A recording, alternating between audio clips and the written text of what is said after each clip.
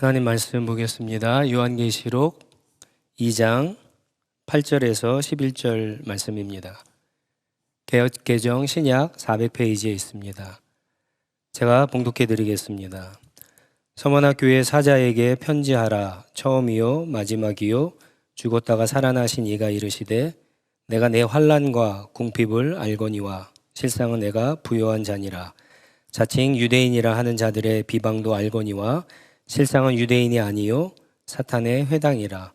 너는 장차 받을 고난을 두려워하지 말라. 볼지어다 마귀가 장차 너희 가운데서 몇 사람을 옥에 던져 시험을 받게 하리니 너희가 10일 동안 환난을 받으리라. 내가 죽도록 충성하라. 그리하면 내가 생명의 관을 내게 주리라. 귀 있는 자는 성령이 교회들에게 하시는 말씀을 들을지어다. 이기는 자는 둘째 사망의 해를 받지 아니하리라. 아멘.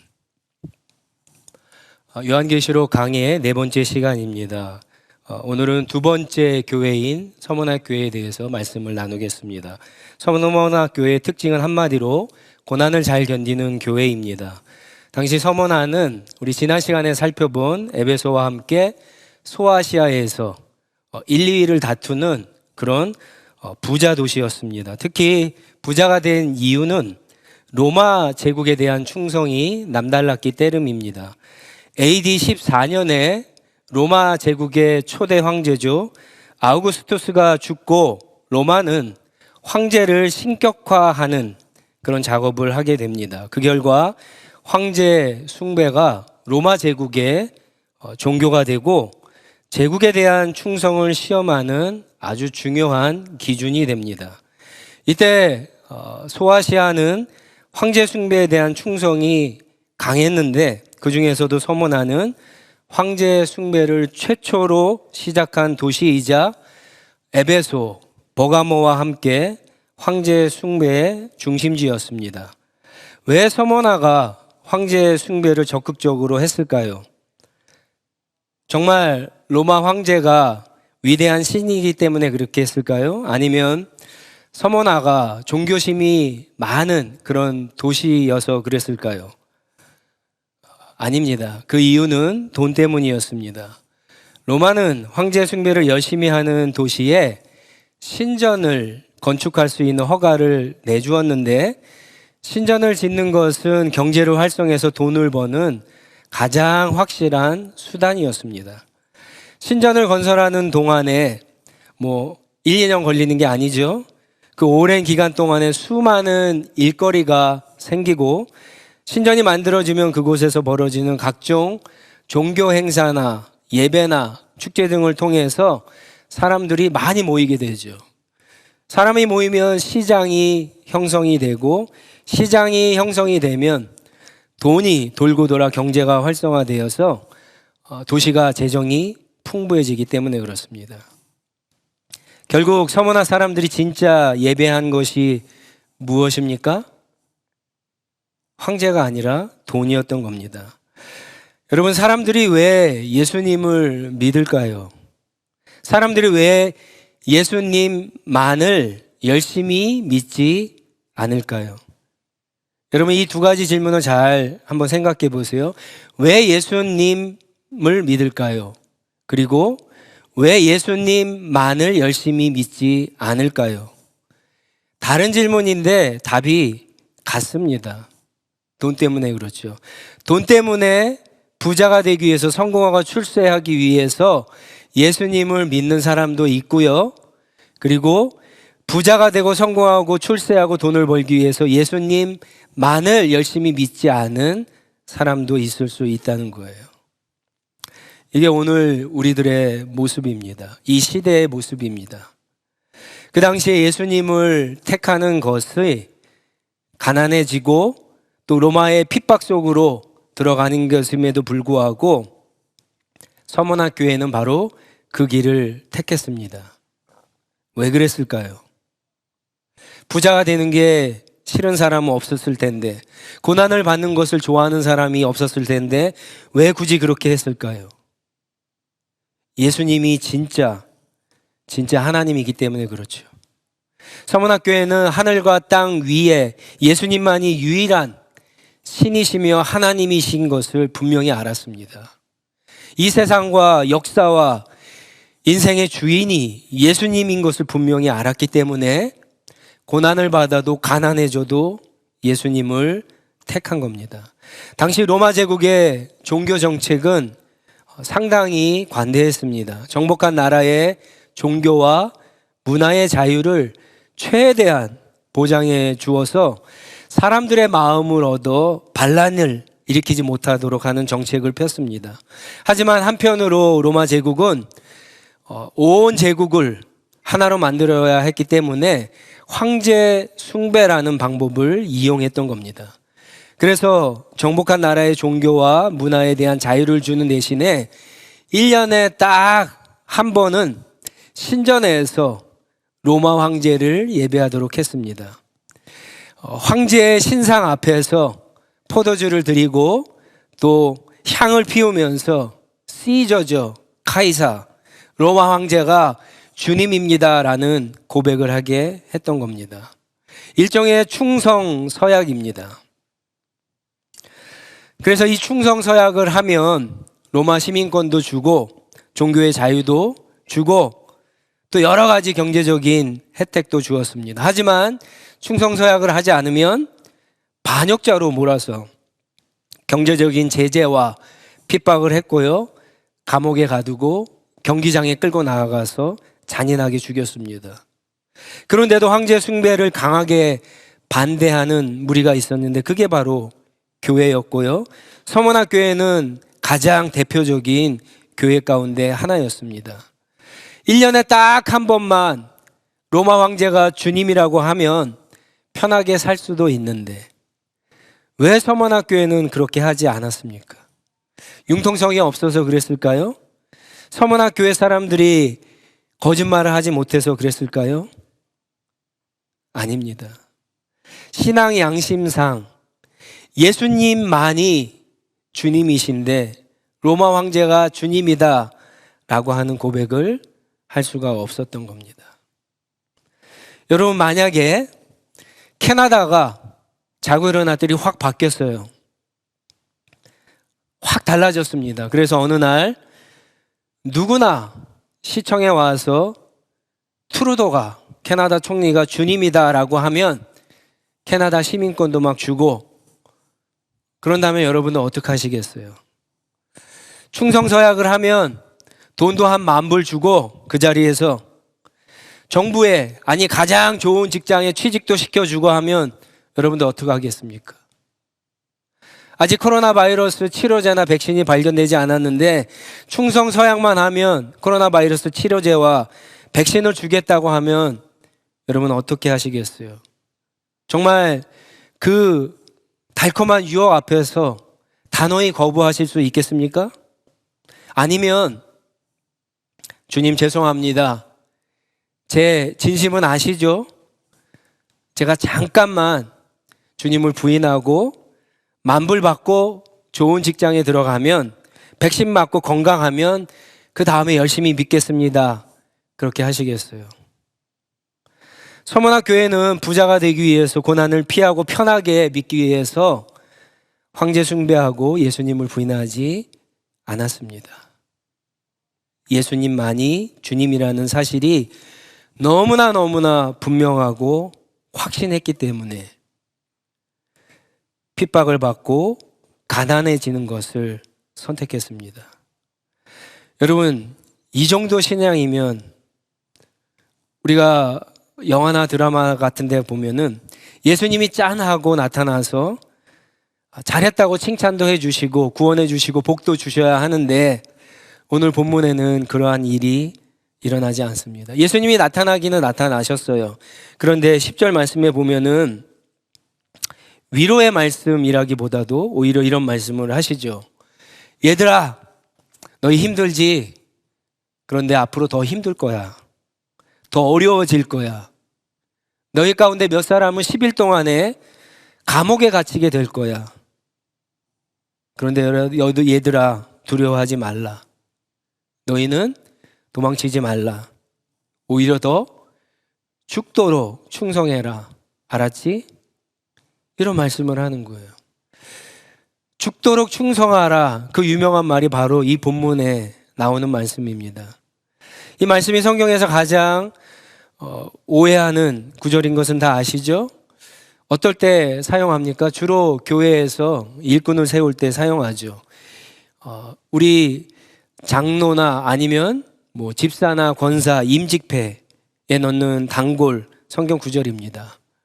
아무개 시, 이제 집사님이 되었으니까, 권사님이 되었으니까 직분에 따라서 교회에 죽도록 충성하십시오 라고 하는 성경 구절을 우리가 많이 이해하는데, 이 본문에 죽도록 충성하라고 하는 이 말은 그런 뜻이 아닙니다.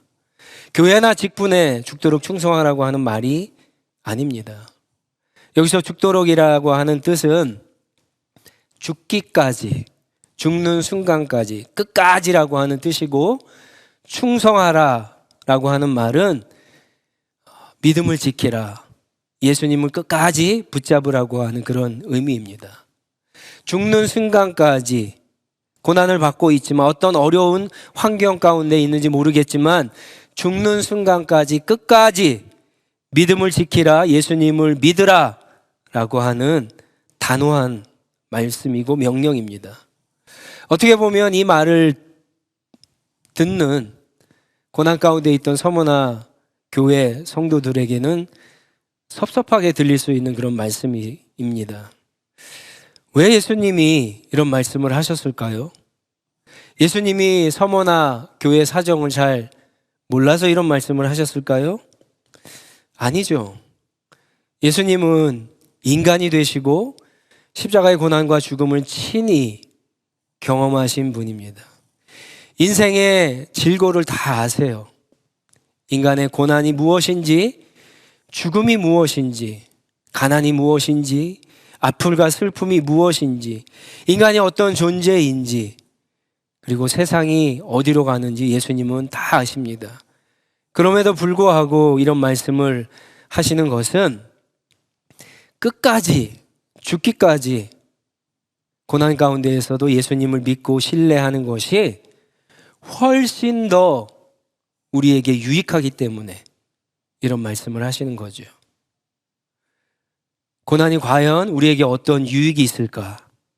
첫 번째로, 고난은요,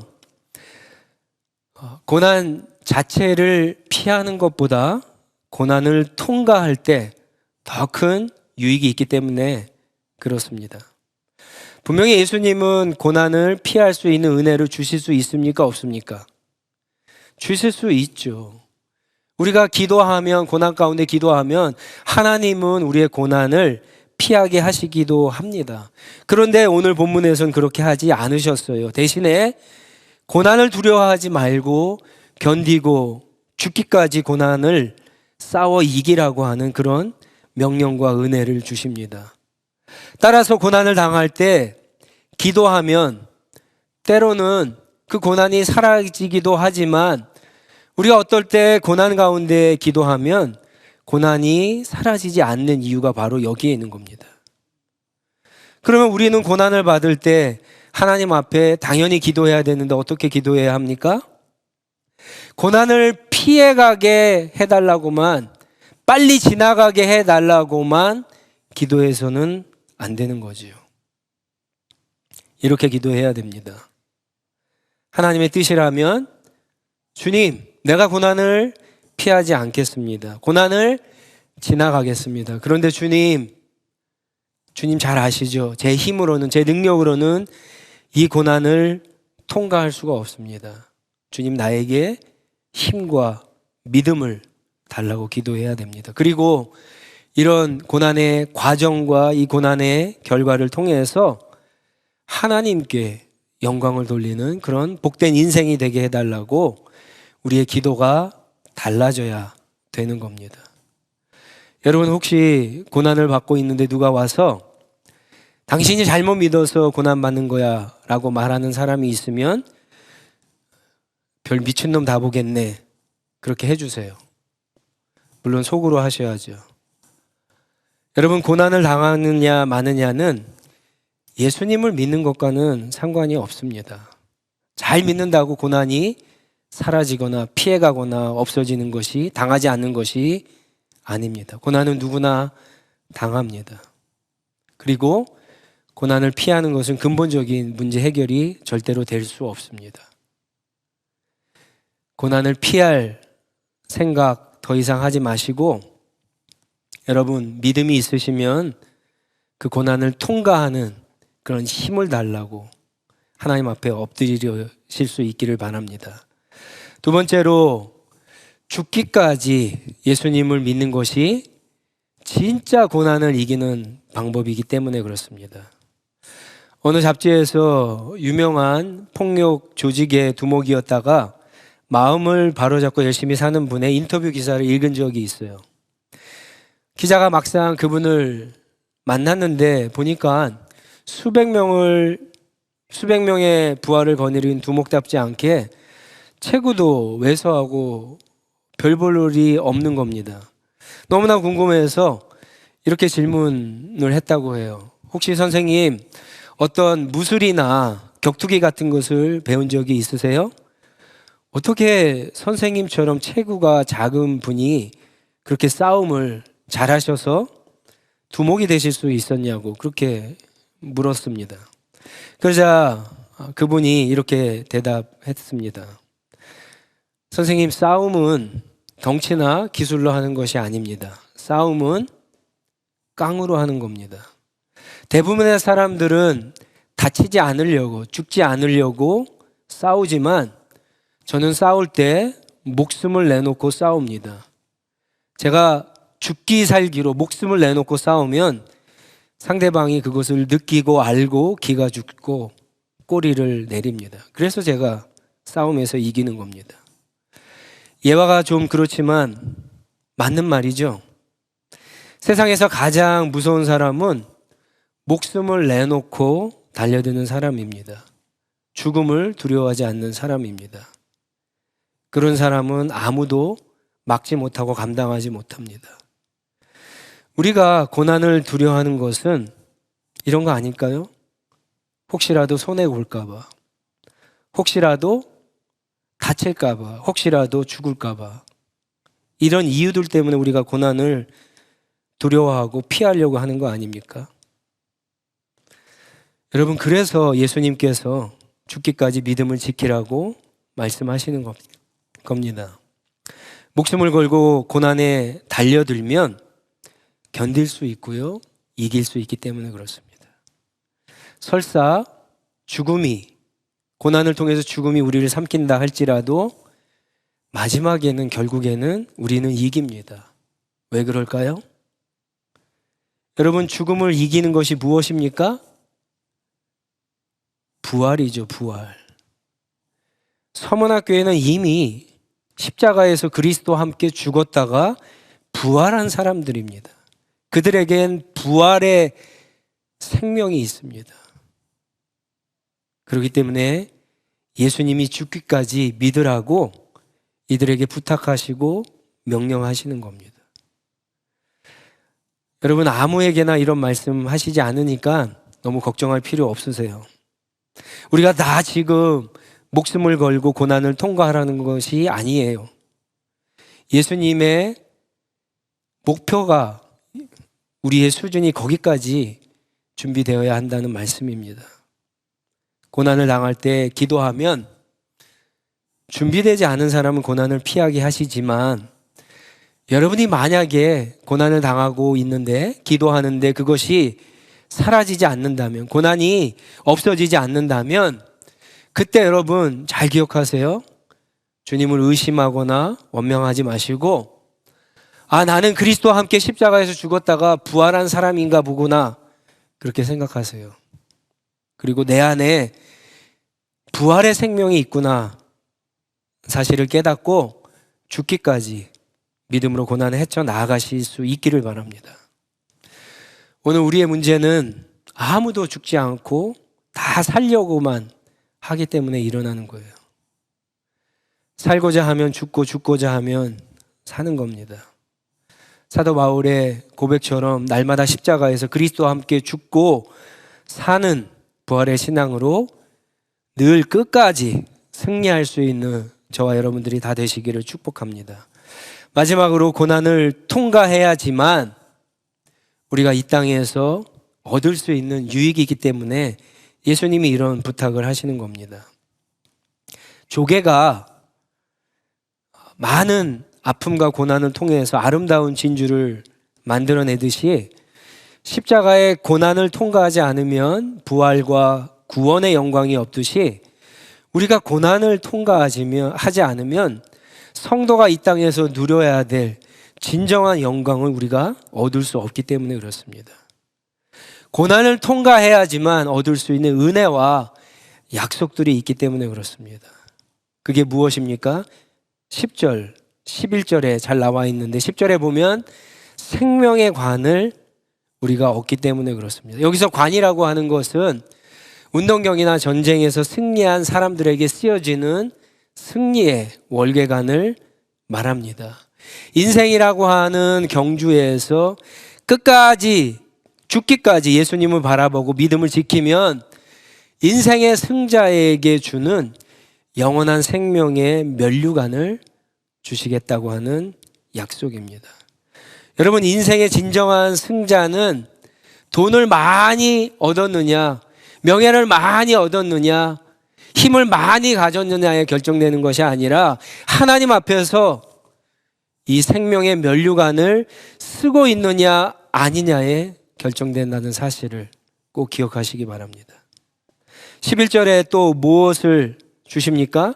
이기는 자, 끝까지 죽기까지 예수님을 향한 믿음을 지키는 자에게는 둘째 사망의 해를 받지 않는 복을 주십니다. 첫째 사망이 육신의 죽음이라고 한다면 육신의 죽음은 예수를 믿나 믿지 않나 모든 사람들이 다 거치는 관문입니다. 하지만 둘째 사망은 다릅니다. 둘째 사망은 죄인들을 향한 하나님의 영원한 지옥 심판이기 때문에 그것을 통과하는 사람이 있고 그렇지 않은 사람들이 있는데, 끝까지 예수님을 믿고 믿음을 지키는 사람은 이것을 지나치는, 이것을 거치지 않고 통과하는 그런 은혜와 그런 약속을 하나님께서 지금 하시고 있는 겁니다. 고난을 통과하지 않으면 여러분, 이 두 가지는 우리가 얻을 수 없기 때문에 예수님이 지금 준비된, 이것을 받을 수 있고 누릴 수 있는 준비된 서머나 교인들에게 이 부탁, 이 명령을 하시고 계시는 겁니다. 사랑하는 성도 여러분, 혹시 지금 가난과 고난에 있지는 않으십니까? 혹시 다른 여러 가지 고난 가운데 지나가고 있지는 않습니까? 그 고난은요, 앞으로도 우리 인생 가운데 분명히 또 찾아올 텐데, 여러분 어떻게 그 고난을 대처하시겠습니까? 계속 피해만 다니시겠어요? 계속 편한 길로만 다니시겠어요?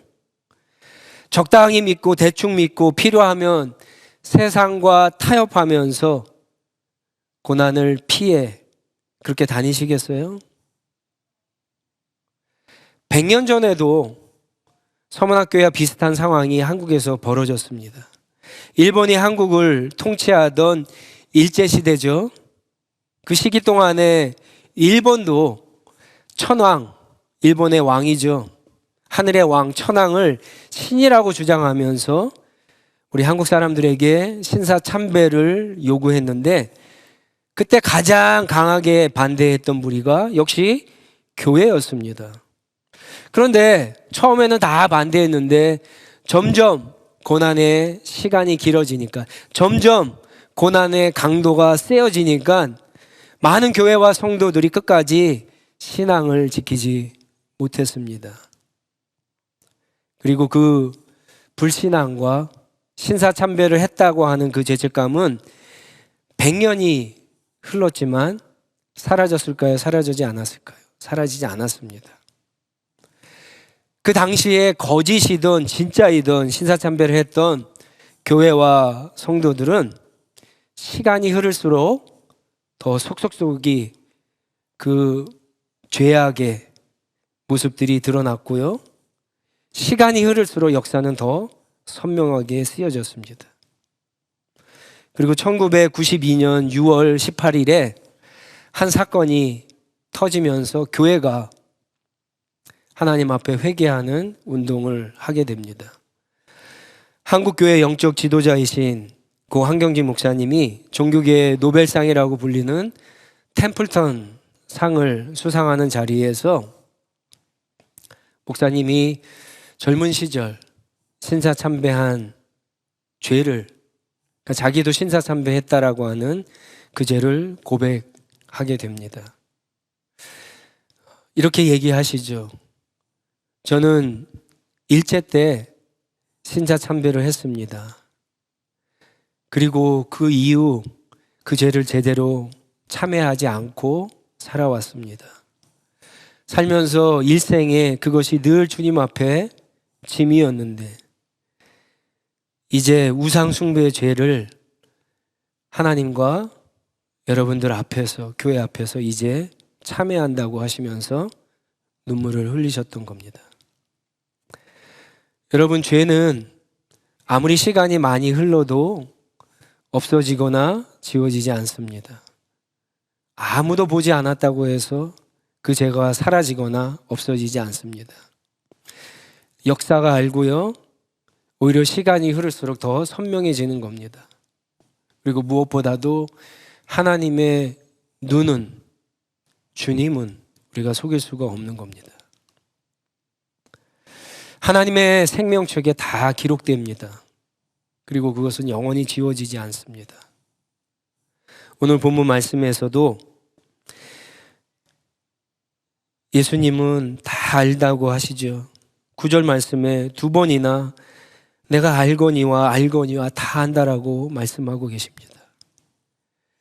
예수님은 저와 여러분의 모든 것을 다 아십니다. 우상숭배는 물론이고 아무도 모르게 짓는 죄, 늘 반복해서 우리가 짓는 그런 모든 죄까지도, 나의 부모도 알 수 없는 그런 죄까지도 우리 주님은 다 아십니다. 그래서 늘 우리는 하나님 앞에 두려운 마음으로 살아가야 되는 거고요. 그리스도와 함께 십자가에서 죽지 않으면, 그리고 다시 살아나서 부활의 능력으로 살아가지 않으면 안 되는 겁니다.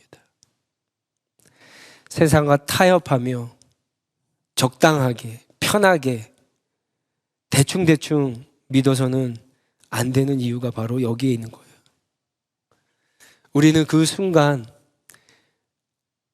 진심이 아니어도 거짓말만 하면 그것을 모면할 수 있고 좀 더 편하게 고난을 피하고 사람들보다 더 성공하고 출세하고 잘 살 수 있을 거라고 생각하겠지만, 여러분, 우리의 주인이신 주님께서는 다 알고 계세요. 다 보고 계세요.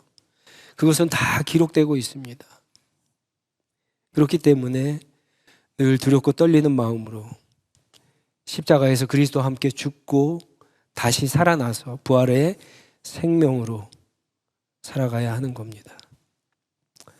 여러분, 더 이상 우리 앞에 놓인 고난을 피하지 마시고 주님이 주시는 믿음과 힘으로 끝까지 고난을 이김으로 약속된 모든 은혜를 누리시기 있는 저와 우리 하늘시학교의 모든 성도님들이 다 되시기를 주님의 이름으로 간절히 부탁드립니다.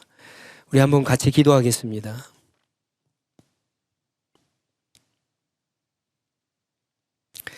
여러분들, 어떤 분들에게는 이 코로나 바이러스, 이것이 고난일 수 있고요. 또 어떤 분들에게는 그렇지 않을 수도 있을 겁니다. 또 어떤 분들에게는 우리가 알지 못하는 자기만이 당하는 그런 고난을 지나가고 있는 우리 성도님들이 계실 텐데, 여러분들 어떻게 기도하고 계세요? 우선은 기도해야 됩니다. 우리가 고난을 받든지 안 받든지 늘 하나님 앞에 기도해야 되는데, 고난을 받을 때 특히 기도해야 되죠. 기도는 해야 되는데 어떻게 기도하느냐가 참 중요합니다. 여러분, 고난을 피하게 해달라고 기도를 하세요. 하지만 그렇게 기도하는데 고난이 사라지지 않으면 여러분 그 다음에는 계속해서 고난을 피하게 해달라고 기도하는 것은 시간 낭비예요. 그렇게 기도하지 마시고 하나님 이 고난을 주님의 뜻이면 제가 지나가겠습니다. 통과하겠습니다. 근데 주님 저는 고난을 통과하고 이길 수 있는 힘이 없습니다. 주님 나에게 믿음을 주시고 새 힘을 주셔서 주님과 함께 이것을 통과할 수 있도록 그래서 더 정금같이 나올 수 있도록 이런 과정과 이 고난의 결과 열매를 통해서 하나님 내가 주님을 더 정말 잘 알고 정말 주님 한 분만 끝까지 섬기는 그런 영광스러운 삶을 살게 해달라고 이렇게 한번 기도했으면 좋겠습니다. 위기가 기회가 되는 것은 우리가 어떤 마음과 어떤 기도를 하냐에 달린 겁니다.